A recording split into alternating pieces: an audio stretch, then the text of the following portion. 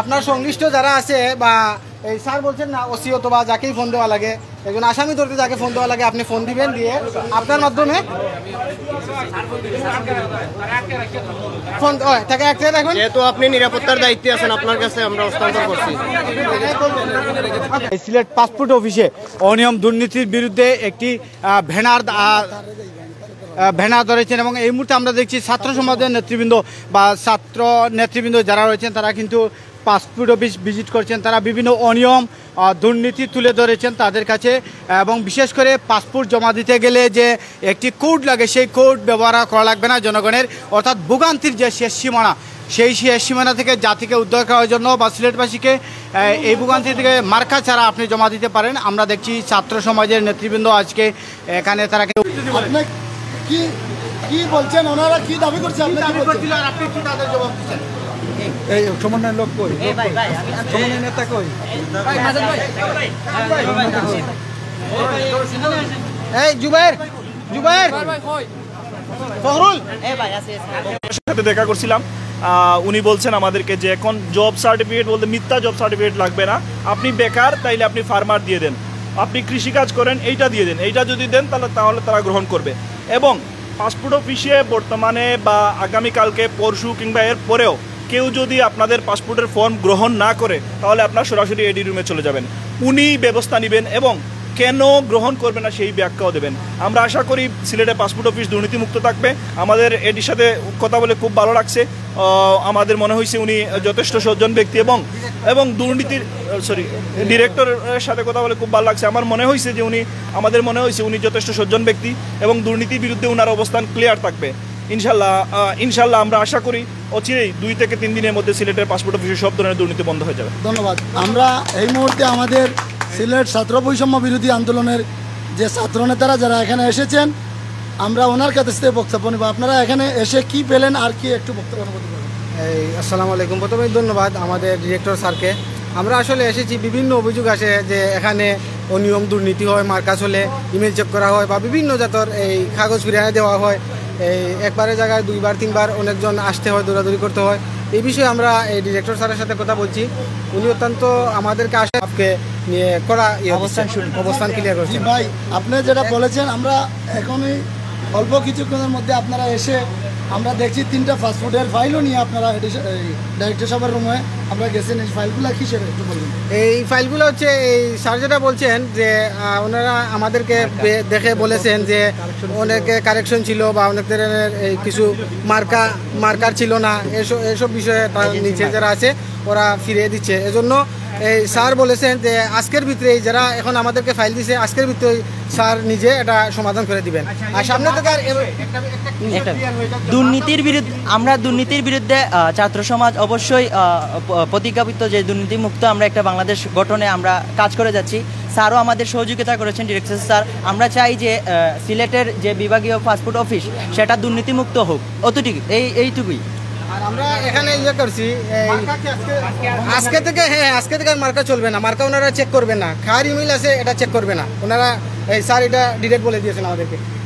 এরপরেও আমরা এই যারা আসবেন ফাস্টফুড বানাতে তাদেরকে বলছি যে যদি ফাস্টফুডে কোনো সমস্যা হয় আপনারা এই নাম্বার আছে, যদি কেউ ঘুষ দুর্নীতি চায় নাম্বার আছে, আমাদের এই ব্যানার আছে, নাম্বার থেকে আমাদেরকে ফোন দিবেন। আর স্যার তো আসেন, স্যার বলেছেন যে কোনো সমস্যা হলে ওনার ডিরেক্টর স্যারের রুমে গিয়ে ডিরেক্ট বলতে পারেন। আপনাদের মাধ্যমে একজন দালালও এখানে ধরা খেয়েছে, আপনারা পেয়েছেন কিনা সেটা? হ্যাঁ, ওকে আমরা পেয়েছি। ও দালালি করছে, অনেক আগেই দালালি করছে, এজন্য ওনাকে বহিষ্কার করা হয়েছে। দালালের বিষয়ে আমরা বলি, আমার ডিরেক্টর স্যার বলেছিলেন যে ওনাকে পুলিশের কাছে হস্তান্তর করা হবে, ওই পুলিশে অভিযোগ অনুযায়ী শাস্তির ব্যবস্থা করবে, এইটুকুই।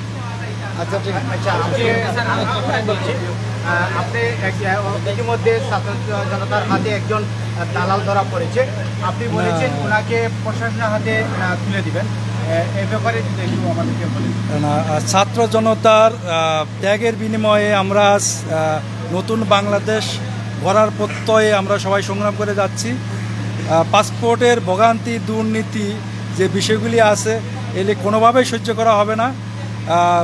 বিশেষ করে বৈষম্য বিরোধী ছাত্র যারা আসছেন তাদেরকে ধন্যবাদ, তারা আমাদেরকে সহযোগিতার জন্য এখানে আসছেন। আমরা তাদের কাছ থেকে সহযোগিতা পেয়েছি এবং তাদেরকে বলেছি যে আপনারা সবসময় আসবেন, আপনারা এসে আমাদেরকে সহযোগিতা করবেন যাতে কোনো রকম ভোগান্তিতে কেউ পাসপোর্ট না নেয়। আর দ্বিতীয় বিষয়টি হলো যে দালালের কথা বলা হয়েছে, এটা একটা আনসার সদস্য ছিল, তারা গত সপ্তাহে আমরা প্রত্যাহার করে নেওয়া হয়েছে এবং যেহেতু প্রত্যাহার করার পর সে আসছে তাকে আমরা যথা নিয়মে পুলিশের কাছে হস্তান্তর করব।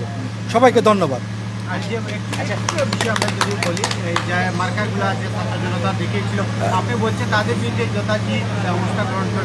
এইখানে আমি বরাবরই বলেতেছি যে কোনো মার্কার কোনো সুযোগ নাই, কোনো মার্কার সুযোগ নাই। বৈষম্য বিরোধী ছাত্র আন্দোলনে যারা আসছে তাদেরকে ধন্যবাদ। তারা আমার কাছে 3টা আবেদনপত্র নিয়ে আসছে, একটা হলো তথ্য পরিবর্তন, আর একটা ছিল এনআইডি কার্ডে বেকার এবং ফর্মে লেখছে হলো লেবার, আর এটা হলো একটা বাচ্চার বলছে যে বাচ্চাটা যেটা জমা হয়েছে বাবার এনআইডি কার্ড নাই। এটা হলো প্রশাসনিক কিছু জটিলতার কারণে আমরা বলছি যে এখন থেকে যারা ফার্মার এবং লেবার দেবে তাদের কোনো কাগজের প্রয়োজন হবে না, তারা জমা দেবে এবং কেউ যদি ফেরত দেয় তারা যেন আমার কাছে চলে আসে। আর আমরা ধন্যবাদ জানাচ্ছি যে এইখানে বৈষম্য বিরোধী ছাত্র আন্দোলনের ব্যানার দেওয়া আছে, ওই ব্যানার ফোন নাম্বার দেওয়া আছে, সবাই এখানে যোগাযোগ করবে। আবারও ধন্যবাদ। দর্শক, এই মুহূর্তে আমরা দালাল যে চক্রটি রয়েছিল তারা বলেছিল, চ্যালেঞ্জ করেছিল দালাল নাই, আমরা এখন দেখানোর চেষ্টা করছি সেই আনসার সদস্য এই দালালি করার মাধ্যমে তাকে হাতে নাতে ধরা গিয়েছে।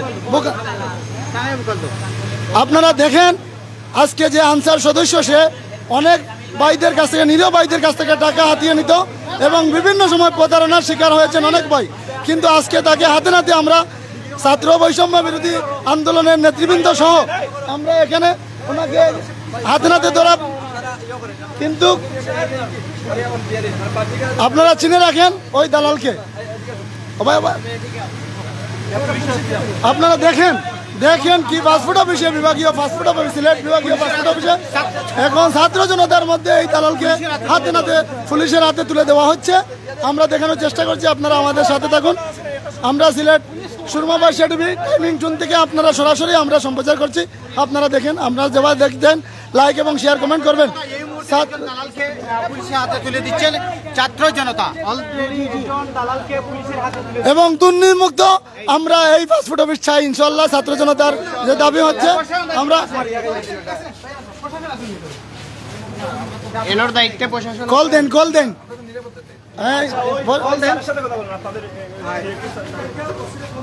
অসিরে ফোন দেন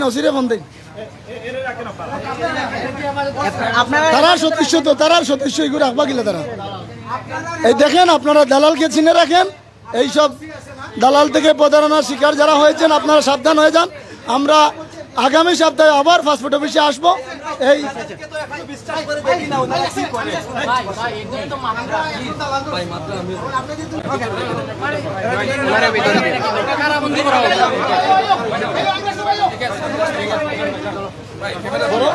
আমরা দেখতাম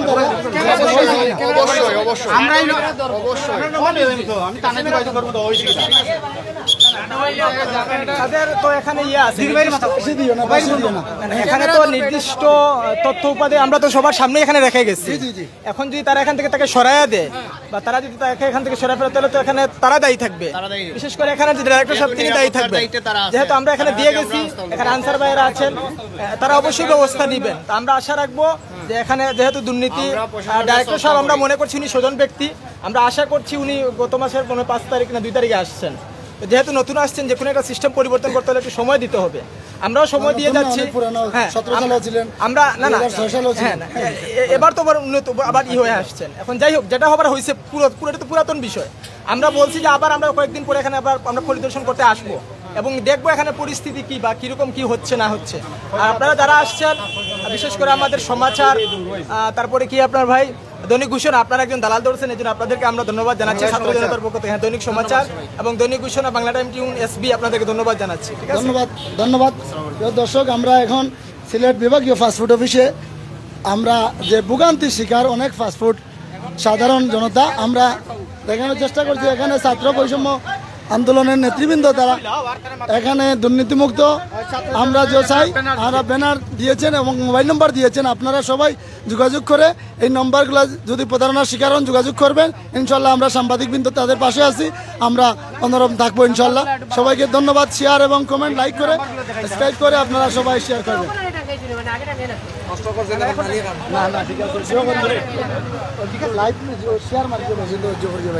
ওকে, ধন্যবাদ।